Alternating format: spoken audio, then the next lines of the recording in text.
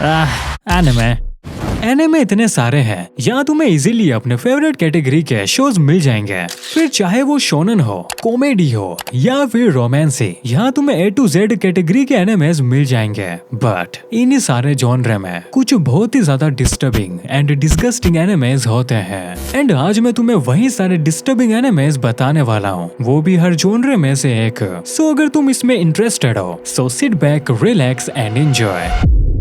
सो इस एनिमे में हम एक लड़की सातो को देखते हैं जो अपने से कई साल छोटी एक बच्ची से प्यार करती है। एंड द रीजन कि वो एक लड़के को छोड़कर एक बच्ची से प्यार कर रही है क्योंकि उसका जो बचपन है वो थोड़ा डिफरेंट था बाकी बच्चों से। सातो दरअसल बचपन से ही अपनी आंट के साथ रहती है, जहाँ उसकी आंटी उसे प्यार को लेकर चीजें सिखाने का ट्राई करती है कि कैसे वो हर किसी की लस्ट को फुलफिल करने का ट्राई करती रहती है, वो भी उनके साथ सोकर। जिस वजह से सातो की बचपन से ही लव को लेकर एक अलग सोच थी। उसके लिए ये चीज एक्सक्लूसिव थी जिसे वो हर किसी के साथ अपनी आंटी की तरह बांट नहीं सकती है। इसके बाद भी हम देखते हैं सातो उन लड़कों के साथ रहने का ट्राई करती है जो उसे अप्रोच करते हैं। फिर चाहे वो उससे कई साल बड़ा हो या छोटा, सातो को कोई भी फर्क नहीं पड़ता है क्योंकि उसे किसी में भी वो बात नहीं दिखी जो उसे चाहिए थी। बट एक दिन उसे अचानक से रास्ते पर एक छोटी बच्ची मिलती है एंड वो उसे अपने साथ रख लेती है, सबसे छुपाकर एक आदमी के अपार्टमेंट में जिसकी सातो से अच्छी बनती थी। पर वो आदमी उस बच्ची की तरफ गलत तरीके से अट्रैक्ट होता है एंड उसके साथ वो करने का ट्राई करता है, जिस वजह से सातो उसे बहुत बुरी तरीके से मार देती है। और जब स्टोरी में आगे इस लड़की का भाई उसे ढूंढने के लिए आता है सातो के अपार्टमेंट में, तो सातो उसे ले जाने से रोक देती है, पूरे अपार्टमेंट में आग लगाकर। एंड उस टाइम उसकी बचपन की दोस्त भी वही थी, लेकिन फिर भी वो आग लगाती है जिससे उस लड़की का भाई और उसकी दोस्त मारी जाती है। एंड जब आग ज्यादा फैलने लग जाती है तो सातो और वो बच्ची बिल्डिंग से कूदने का डिसाइड करती है। वेल यहाँ वो बच्ची तो बच जाती है लेकिन सातो मारी जाती है। सो इस एनिमे में इसके अलावा भी बहुत कुछ होता है, जैसे हम एक छोटे लड़के को अपने से बड़ी औरत से असोल्ट होते हुए देखते हैं एंड साथ ही चाइल्ड अब्यूज जो इसमें भर भर के है। नाउ इमेजिन करो तुम काफी टाइम से इंटरनेट पर एक्टिव हो एंड जो पर्सनैलिटी तुमने वहाँ बनाई है वो बिल्कुल डिफरेंट है तुम्हारी रियल लाइफ से। एंड एक दिन तुम्हें रियलाइज होता है तुम्हारी रियल पर्सनैलिटी है क्या, वो जो तुमने इंटरनेट पर बना रखी है या जो तुम असल लाइफ में जीते हो। वेल ऐसी ही कुछ स्टोरी है सीरियल एक्सपेरिमेंट लैन की। यहाँ हम एक लैन नाम की लड़की को देखते हैं जो वायर की दुनिया से बहुत ज्यादा ऑब्सेस्ड है। एंड यहाँ तुम वायर वर्ल्ड को इंटरनेट समझ सकते हो क्योंकि जब ये एनिमे आया था उस time most of the internet wire के थ्रू ही लोग एक्सेस कर पा रहे थे, ना कि आज की तरह वायरलेसली।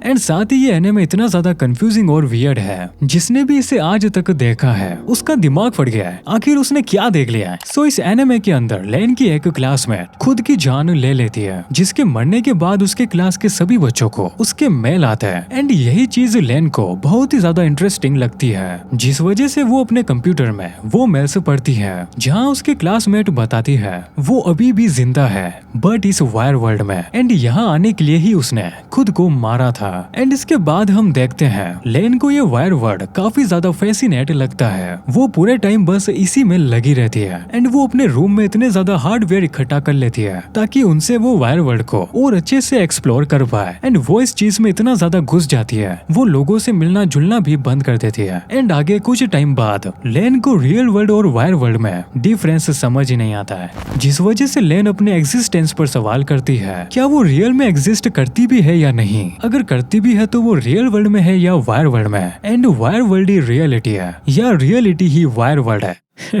थोड़ा कंफ्यूजिंग है। तो मैं तुम्हें यहाँ बता दूं लैन के साथ ये चीज इसलिए हो रही थी क्योंकि उसे एक आदमी मैन्युपुलेट कर रहा था जो एक कंप्यूटर साइंटिस्ट था। एंड वो लैन की दोस्त की तरह ही खुद को सेक्रीफाइस कर इस वर्ल्ड में आया था और आते ही सब पर कंट्रोल कर लिया। एंड फिर उसके दिमाग में एक आइडिया आया जहाँ वो रियलिटी और वायर वर्ल्ड को एक बनाना चाहता था। एंड ये चीज करने के लिए उसे जरूरत थी लैन की, बिकॉज लैन के पास कुछ पावर है। एंड इसीलिए वो सबसे पहले लैन की एक क्लासमेट को मैन्युपुलेट करता है और वो साइड कर लेती है ताकि इससे लैन का ध्यान वायर वर्ल्ड की तरफ आ सके, जो कि आता भी है। एंड इसी वजह से हम लैन को भी मैन्युपुलेट होते हुए देखते हैं। एंड यही वो साइंटिस्ट लैन की उस पावर को एक्टिवेट करने का ट्राई करता है। इसके लिए वो लैन के एक क्लोन से लैन के सबसे क्लोज फ्रेंड के बारे में रूमर्स फैलाता है और इसी वजह से लैन और उसका झगड़ा हो जाता है और वो लैन से बात करना बंद कर देती है। एंड तभी हम लैन की उस पावर को देखते हैं जिससे वो उन सारे लोगों के दिमाग से वो रूमर्स मिटा देती जाती है, सिर्फ अपनी फ्रेंड को छोड़कर। एंड उसी फ्रेंड को आगे पता चलता है उसके रूमर सब लोग भूल चुके हैं। एंड इसी वजह से वो लेन के घर जाती है, जहाँ वो लेन को वायर से घिरा हुआ देखती है और वो लेन को वायर वर्ल्ड से बाहर निकालने की कोशिश करती है, जहाँ वो पागल साइंटिस्ट भी आ जाता है, जिसे बाद में लेन मार देती है। और अब मैं तुम्हें इसके आगे कुछ भी नहीं बताने वाला, क्योंकि ये एनिमे एक पूरी वीडियो डिजर्व करता है जो मैं आगे बनाऊंगा। जब ये एनिमे फर्स्ट टाइम आया था तब लोग इसे बिल्कुल भी समझ नहीं पा रहे थे, क्योंकि उस टाइम इंटरनेट इतना ज्यादा नॉर्मल नहीं था। एंड जब लोग इसे आज देखते हैं तो उनका माइंड ब्लो हो जाता है, और इसी वजह से अब ये one of the most confusing और डिस्टर्बिंग एनिमेज में से एक बन गया है। I mean, इमेजिन करो तुम इंटरनेट में इतना ज्यादा घुस जाते हो जिसके बाद तुम्हें इंटरनेट और रियलिटी में फर्क ही नहीं दिखता है। डैम।